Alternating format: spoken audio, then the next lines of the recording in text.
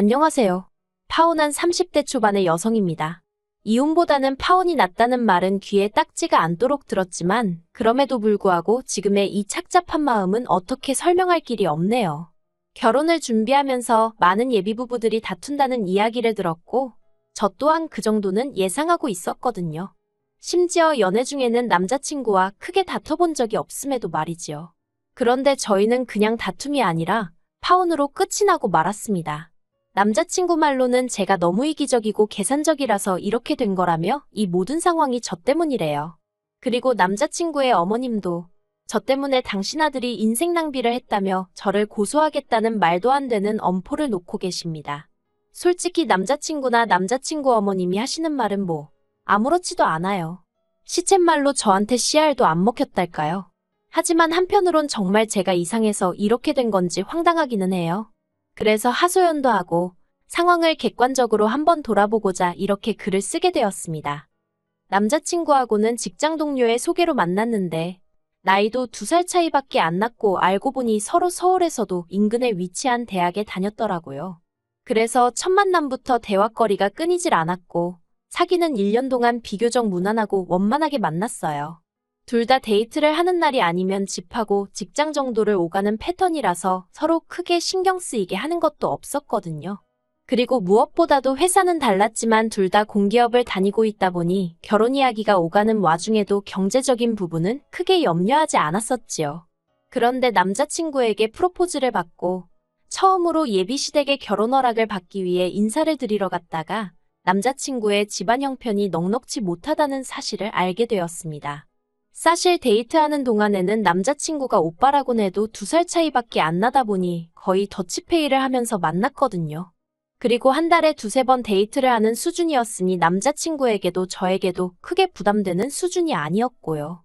그래서 남자친구의 경제력에 대해서 크게 고민해 본 적이 없었는데 예비시댁에 대해서 약간 이야기를 해보자면 일단 어머님의 경우 평생을 전업주부로 사셨다 들었습니다. 남자친구나 남자친구 어머님 본인이 말씀하시길 체력이 약해서 어디 남의 밑에서 일할 사정이 안 되었다고요. 그리고 아버님은 사업을 하셨지만 몇 번의 실패를 거듭하시고 지금은 지인의 건물 관리 일을 하고 계시다는 거예요.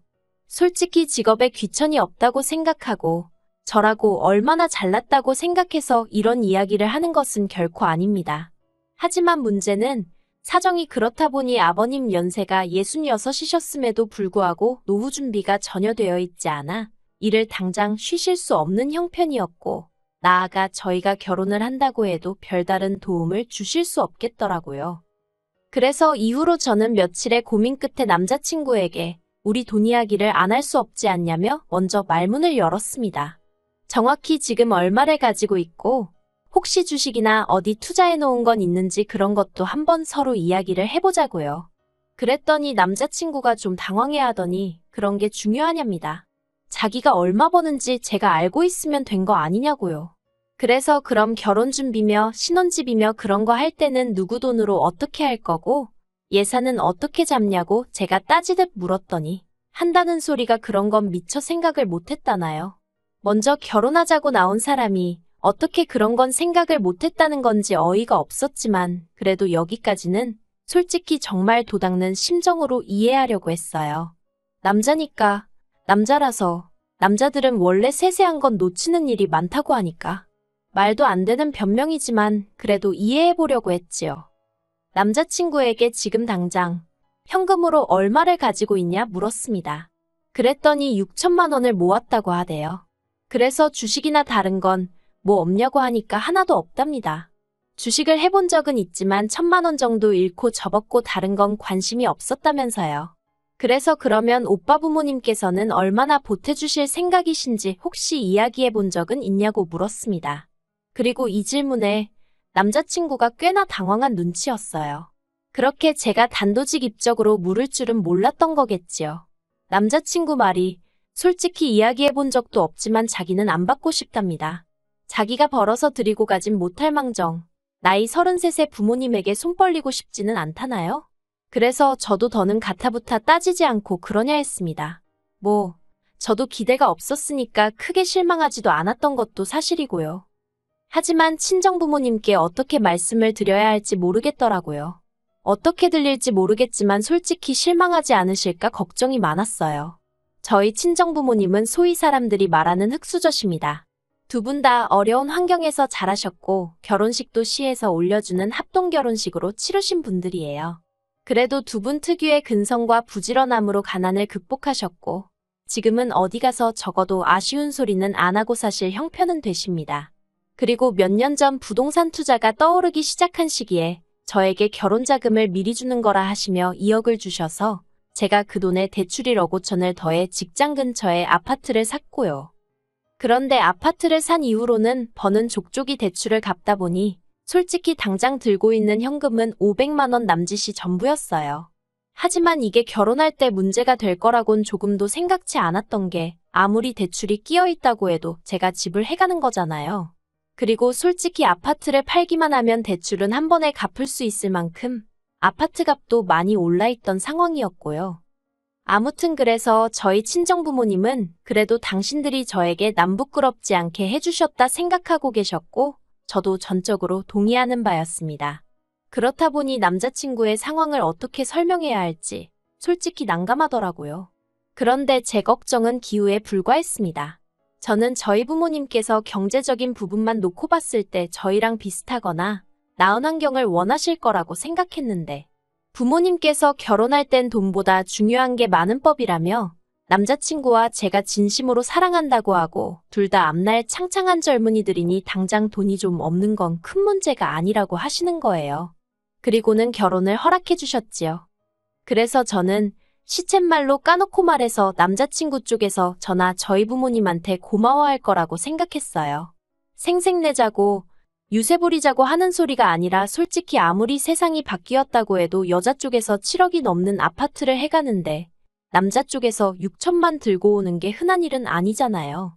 그렇다고 저희 부모님이 남자친구 쪽에다 이거 해와라 저거 해와라 하신 것도 아니고요.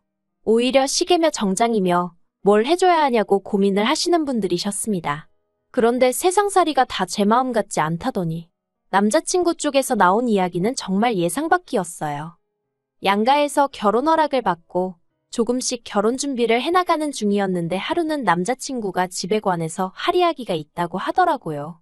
그리고 저로서는 무슨 이야기를 하려고 그러는 건지 짐작도 되지 않은 상황이었어요. 그런데 남자친구가 자기 6천만 원 이야기를 꺼냈습니다. 아무래도 제 아파트의 대출이 1억 정도 남아있긴 했지만 남자친구가 모았다는 6천만 원으로 대출을 갚아버리면 저희가 결혼식을 비롯해 신혼여행도 그렇고 혼수도 그렇고 그런 걸 지불할 형편이 되질 않았기 때문에 대출은 대출대로 두고 일단 남자친구가 모은 돈으로 결혼식을 비롯한 여러 가지를 치르자고 한 상황이었거든요. 그리고 돈이 남으면 그 돈으로 차를 한 대 살까 그 정도 이야기만 오가는 중이었달까요. 그런데 남자친구 어머님께서 남자친구더러 그렇게 하지 말고 그 6천만 원을 저를 주고 대신 제 아파트 명의를 공동명의로 바꾸라고 하셨답니다. 아직 집에 대출이 1억이나 남아있으니 엄밀히 말하자면 제가 집을 해오는 거라고 볼 수가 없다면서요. 그래서 제가 남자친구더러 어머님 말씀대로 하면 돈이라고는 내가 가진 500만 원이 전부인데 그걸로 결혼식이며 뭐며 다 어떻게 하냐고. 그리고 오빠 생각에는 그러면 7억짜리 아파트에 6천만 원을 내고 공동명의를 하라는 어머님 말씀이 맞는 것 같냐고 물었습니다. 그러자 남자친구가 우물쭈물하더니 6천을 보태고 남은 대출 4천도 같이 갚으면 되지 않냐는 거예요. 제가 어이가 없어서 그래. 오빠 말대로 남은 4천을 같이 갚는다고 쳐도 그래봤자 오빠가 쓰는 돈이 1억이 안 되는 건데. 정말 어머님 말씀이 맞는 것 같냐고 다시 물었습니다. 그러자 남자친구가 저더러 그렇게 따지다 보면 뭐 10원짜리까지 따질 거냐는 말도 안 되는 소리를 하는 거예요. 그리고 이 시점에서 이미 저도 너무 황당해서 처음으로 이 결혼을 하는 게 맞나라는 생각까지 하게 되었지요. 그래도 사실 그 순간 바로 파혼하자 소리는 못했고 혹시 내가 뭘 잘못 생각한 부분이 있나 싶어서 며칠 동안 혼자 소가리를 했어요. 그런데 아무리 곰곰이 생각을 해봐도 7억짜리 집에 대출 1억이 있다고 집을 해온 게 아니라는 소리를 들을 정도인가 싶더라고요. 그리고 공동명의라니 그게 가당키나 한가 싶었고요. 그래서 고민 끝에 남자친구와 만나 공동명의는 못하겠다고 했습니다. 계획대로 오빠 돈으로 결혼식이며 필요한 데 쓰고 남으면 차를 사던지 하자고 그게 아니면 결혼 자체를 다시 생각해보자고요. 그랬더니 남자친구가 제가 이해가 안 된답니다. 자기 돈으로 대출을 갚으면 매달 나가는 원금하고 이자가 아껴지니까 돈도 더 빨리 모을 수 있지 않냐면서 결혼식이랑 다른 돈 들어가는 건 일단 카드로 할 수 있는 건 하고 축의금도 들어오니까 그걸로 대충 해결할 수 있을 거라면서 차도 당장 필요한 게 아니니까 안 사도 되지 않냐고요. 그래서 제가 그렇게 한다고 해도 공동명의는 못 해준다니까. 저더러 야같다는 거예요. 그러면서 한다는 말이 막말로 자기 돈 6천으로 자질구레한 데다 다 쓰고 나서 저랑 이혼이라도 하게 되면 자기한테 남는 게 뭐가 있냐며 저한테 너무 이기적이라나요. 그리고 남자친구가 그런 생각까지 했다는데 저는 정말 크게 충격을 받았습니다. 곰곰이 생각해보면 남자친구가 뭘 걱정하는지 아예 이해 못할 것은 아니었지만 그래도 결혼을 앞두고 이혼을 하게 되면 자기가 손해를 얼마나 볼지 그런 걸 따지고 있었다는 사실 자체가 소름이 끼쳤달까요. 그래서 그전까진 제가 남자친구가 행여 기분이 상하진 않을까 싶어서 돈에 관해서는 할이야기를 돌려서 하기도 하고 한마디로 정말 배려를 했는데 말귀를 못 알아들어 먹는 건지 말이 안 통하는구나 싶어서 대놓고 말하기 시작했어요. 그런 식의 논리면 나야말로 오빠 말대로 공동명의해줬다가 이혼이라도 하게 되면 어떻게 하냐고요.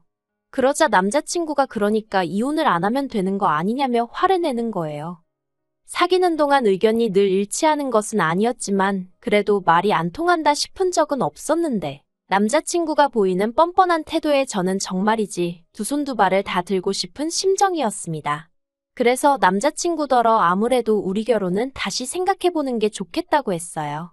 그리고는 남자친구에게 오빠 도움이 없어도 빚은 내가 혼자 갚을 수 있고 차도 내가 필요하면 살 능력은 된다고.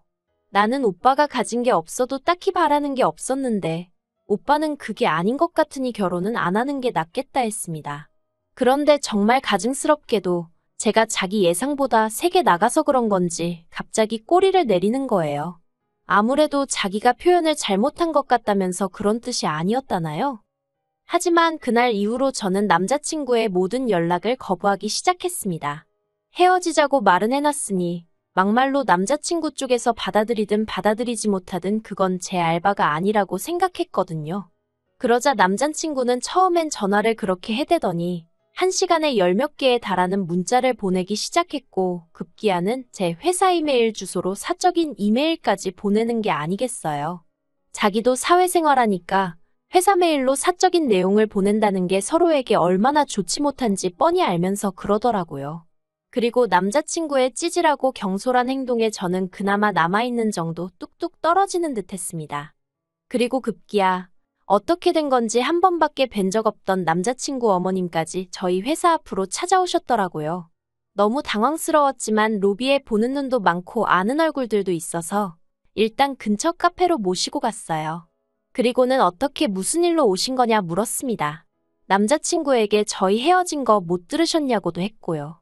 그러자 그 일 때문에 오셨다면서 저더러 너무 괘씸해서 한마디 하러 오셨다나요. 황당했지만 여전히 회사 근처라서 저도 똑같이 큰 소리를 낼 수도 없었고 그래서 일단은 듣고만 있었어요.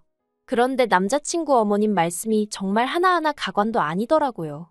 당신 아들 나이가 33으로 저만 아니었으면 더 참하고 잘난 여자를 만났을 수도 있다면서 제가 당신 아들의 시간을 낭비하게 만들었답니다. 그리고 당신은 그런 것도 감안해서 아파트 공동명의 이야기를 꺼냈다는 거예요. 솔직히 무슨 소리를 하는 건지 이해가 전혀 되질 않았어요.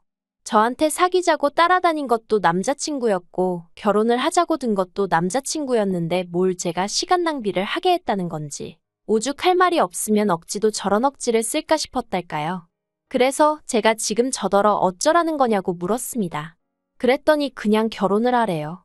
공동명의는 안 해도 되니까 대신 대출은 저 혼자 갚고 결혼식에 들어가는 비용이며 기타 비용도 제가 부담하랍니다. 그러면 당신도 더는 말 안 하겠다나요? 어이가 없어서 제가 뭐하러 그렇게까지 해서 제가 어머님 아들이랑 결혼을 하느냐고 받아쳤어요. 뭐 얼마나 별 볼 일 있는 남자라고 제가 그렇게까지 하느냐고요. 그러자 어머님이 저더러 막말을 하네. 어쩌네 그러더니 피해 보상받을 거라고 고소한답니다. 정말 오렌지 주스 한 모금 마셨다가 그대로 뿜을 뻔했다니까요. 그래서 고소 많이 하시라고 했네요. 그리고 그게 엊그제 있던 일로 이제 남자친구는 저더러 독한 액쓰니 뭐니? 난리도 아닙니다. 정말 적을수록 제 머릿속이 깨끗이 정리가 되는 기분이네요. 남자친구도 남자친구 어머님도 제정신 아닌 거 맞는 것 같아요. 저한테 검은 속내를 다 들키고 나니까 민망해서 저러는 건지. 아무튼 이번 일로 결혼에 대한 환상은 완전히 깨졌고요. 막말로 제가 능력이 안 되는 것도 아니고 혼자 살던지 아니면 다른 사람들처럼 수준에 맞는 남자 만나야겠어요. 마음이 정말 헛헛합니다.